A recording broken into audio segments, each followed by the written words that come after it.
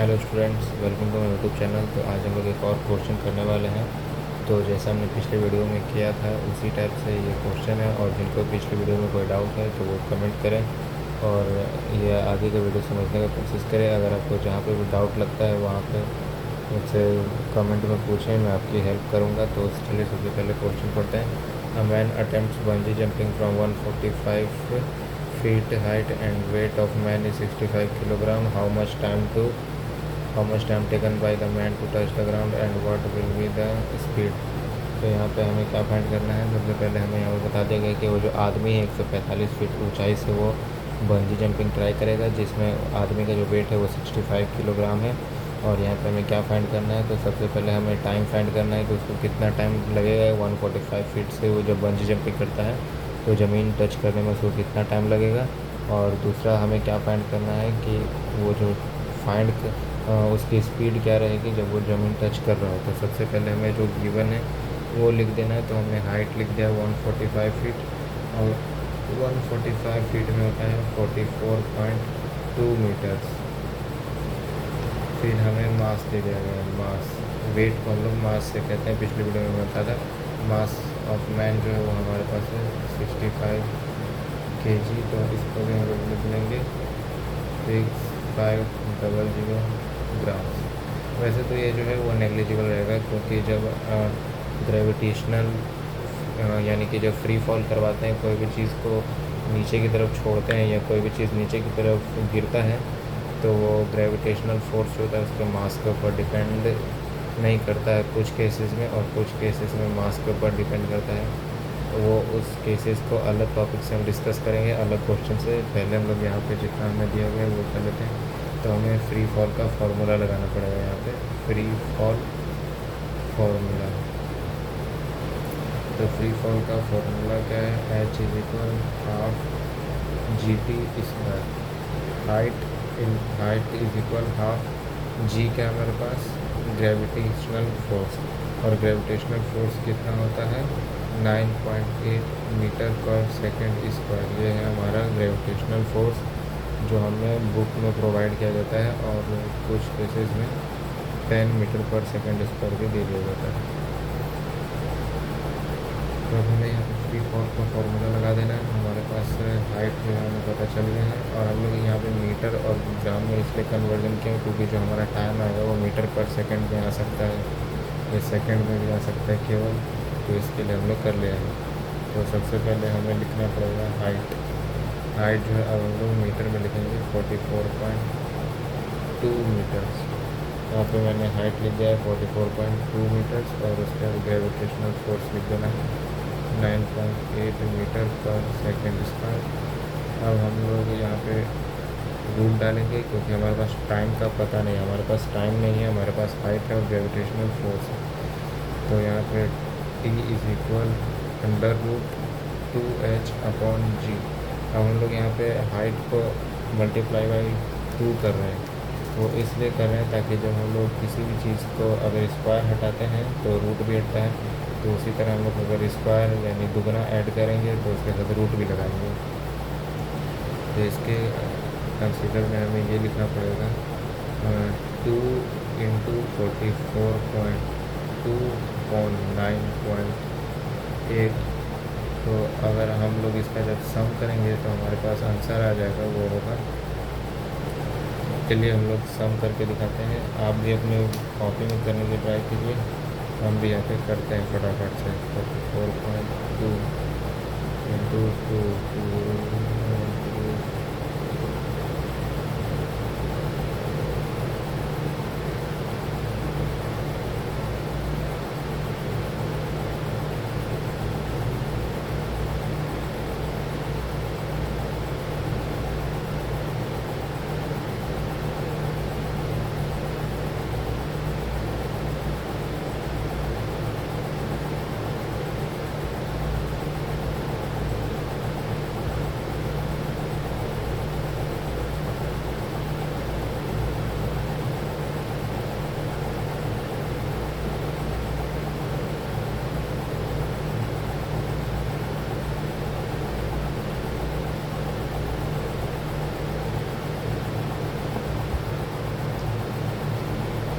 तो देखिए बच्चों, हमने यहाँ पे डिवाइड किया तो हमारा आंसर आ रहा है 9.822।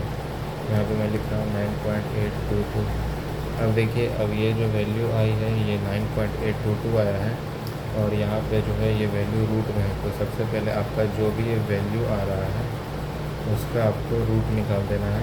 तो उसका रूट निकालने के लिए भी एक तरीका है। तो सबसे पहले आपको क्या करना है, अगर आप CBSE बोर्ड के स्टूडेंट हैं तो मैं जानता हूँ आपको दिक्कत होगा, क्योंकि आपके पास कैलकुलेटर नहीं होता है, लेकिन स्टेट बोर्ड वालों को आगे चल के कैलकुलेटर मिलता है। ऐसे आप कैलकुलेटर का यूज़ कर सकते हो थोड़ा बहुत, और आपकी वैल्यू अप्रॉक्स में भी आती है, तो आपके ऊपर कोई इशू नहीं होता है। और बिना कैलकुलेटर के भी रूट कैसे निकालते हैं वो हम लोग अगले वीडियो में भी ट्राई कर सकते हैं, यानी तो उसका भी मैं एक पार्ट बनाऊंगा और वीडियो अपलोड कर दूंगा। तो सबसे पहले आपको क्या करना है, पहले मल्टीप्लाई कर लेना है सिंपल। आपको आप अपने कैलकुलेटर में 2 × 44.2 मल्टीप्लाई करिए, जो भी आंसर आ रहा है उसको डिवाइड करिए 9.8 से, और जो भी आंसर आया है उसका रूट निकाल दीजिए। देखिए मैं आपको करके बता रहा हूँ। ये मेरे पास कैलकुलेटर, सिंपल कैलकुलेटर है, कोई इसमें ये साइंटिफिक कैलकुलेटर नहीं, ये सिंपल कैलकुलेटर है। हमें क्या करना है, 2 × 44.2, ये देखिए हमारा आंसर आ रहा है 8.84। अब हमें डिवाइड कर 88.4 आ रहा है। अब इसे डिवाइड करना है, मैंने यहाँ पे डिवाइड प्रेस किया, 9.8 से डिवाइड कर दिया। जो भी वैल्यू आई उसके हमें रूट निकाल देने हैं। तो हमारा जो टाइम आ गया है वो आ गया है 3 सेकेंड। तो हमें टाइम पता चल गया है वो है 3 सेकेंड। तो आई होप आपको यहाँ तक वीडियो अच्छे से समझ आ गया हो। तो टाइम और पता चल गया 3 सेकेंड। तो हम यहाँ पे लिख सकते हैं द जंपर, या आप मैन भी लिख सकते हैं, टच द ग्राउंड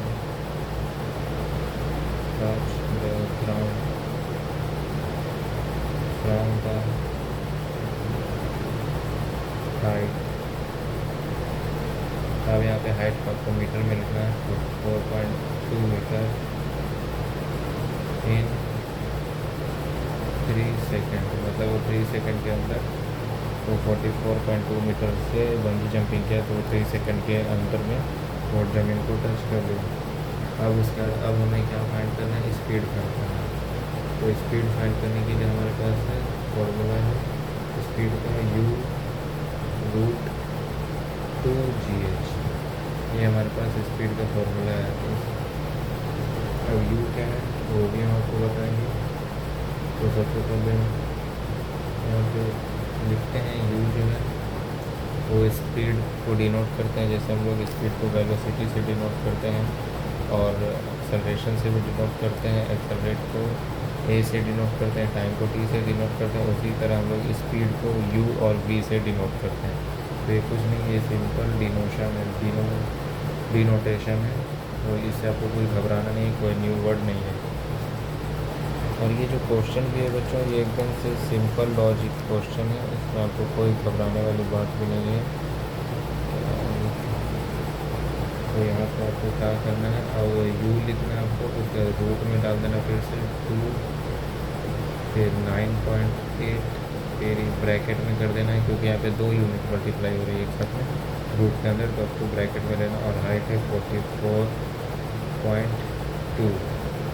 तो अब फिर से वही फॉर्मूला आपको लगाना है, 2 मल्टीप्लाई, मैं कैलकुलेटर में कर रहा हूँ, मैं फिर से आपको नहीं दिखा रहा हूँ, 2 मल्टीप्लाई 9.8 मल्टीप्लाई 44.2, जो भी आंसर आएगा उसका आपको रूट निकाल देना है। तो हमारा रूट निकालने के बाद आंसर आ रहा है 29.4 मीटर पर सेकेंड। तो स्पीड भी फाइंड हो गई है, एंड यहाँ पे आपको लिखते हैं एंड स्पीड इज 29.4 मीटर पर सेकेंड।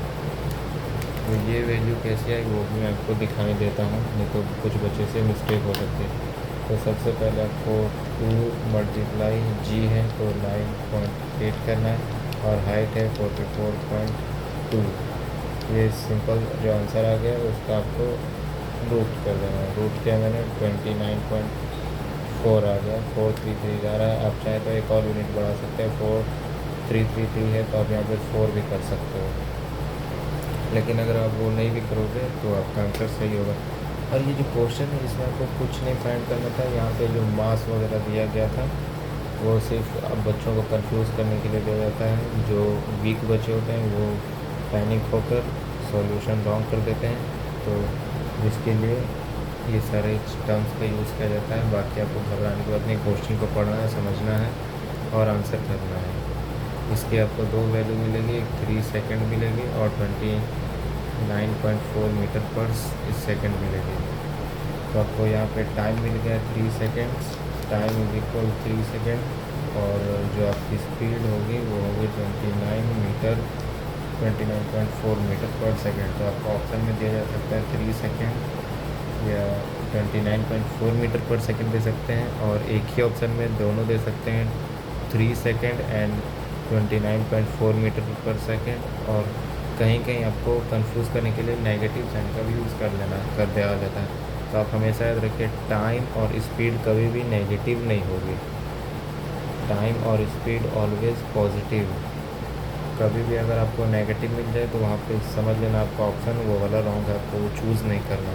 तो आई होप आपको ये वीडियो समझ में आया हो। इस वीडियो के माध्यम से आपको ये आंसर कैसे सॉल्व करते हैं और इस टाइप के क्वेश्चन कैसे सॉल्व करते हैं आपको समझ में आया हो। समझ आया तो प्लीज़ वीडियो को लाइक करें, चैनल को सब्सक्राइब करें, कमेंट करें जो पार्ट आपको समझ में है, और हाँ शेयर ज़रूर करें ताकि आपके साथ आपके फ्रेंड, रिलेटिव, आपके दोस्तों का भी नॉलेज इम्प्रूव हो। Thank you so much, thanks for watching.